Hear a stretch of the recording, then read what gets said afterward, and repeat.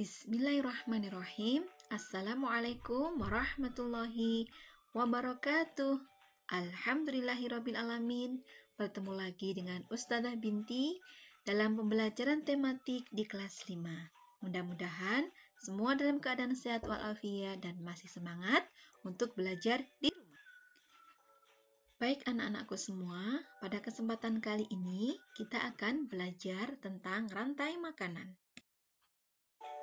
Apa itu rantai makanan?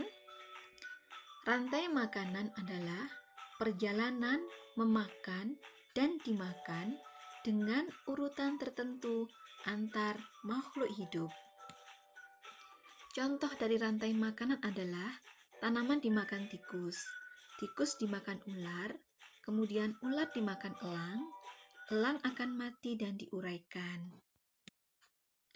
Dalam sebuah rantai makanan, terdapat makhluk hidup yang berperan sebagai produsen, konsumen, dan pengurai.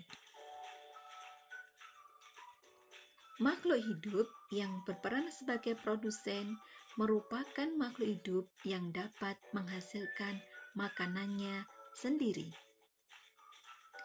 Kemudian, makhluk hidup yang berperan sebagai konsumen merupakan makhluk hidup yang berperan sebagai pemakan bahan organik atau energi yang dihasilkan oleh produsen. Makhluk hidup yang berperan menjadi konsumen dibagi menjadi beberapa tingkat. Pertama adalah konsumen tingkat 1, merupakan makhluk hidup yang memperoleh energi langsung dari produsen. Contohnya adalah hewan herbivora. Kemudian, ada konsumen tingkat 2, merupakan makhluk hidup yang memperoleh makanan dari konsumen tingkat 1. Biasanya, yang berperan sebagai konsumen tingkat 2 ini adalah hewan karnivora. Dan yang ketiga adalah konsumen tingkat 3. Konsumen tingkat ini merupakan makhluk hidup yang memperoleh makanan dari konsumen tingkat 2. Selanjutnya yaitu pengurai.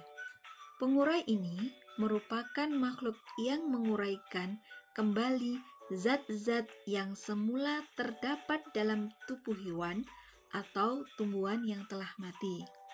Makhluk hidup yang berperan sebagai pengurai contohnya adalah jamur dan bakteri. Berikut adalah contoh rantai makanan pada ekosistem sawah. Pertama adalah padi yang berperan sebagai produsen. Kemudian, padi akan dimakan oleh burung pipit yang berperan sebagai konsumen 1.